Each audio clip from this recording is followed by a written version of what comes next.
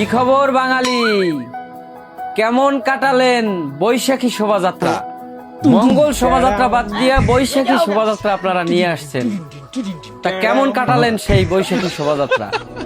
আচ্ছা, আপনারা কি জানেন যে বৈশাখী শব্দটা কোত্থেকে এসেছে? বৈশাখী শব্দটা এসেছে বিশাখা নক্ষত্র থেকে। আর হিন্দু পুরাণ মতে এই বিশাখা হচ্ছে দক্ষরাজের কন্যা এবং ব্রহ্মার নাতনি।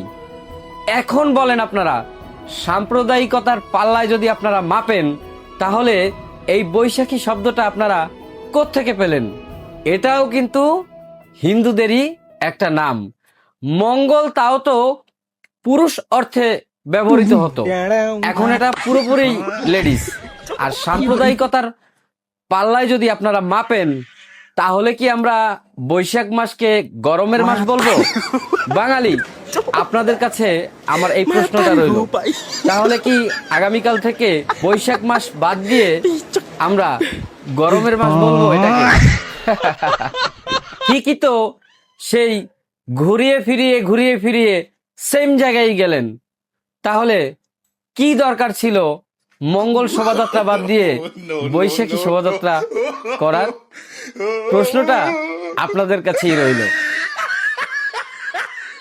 Shooting pong pong pong pong.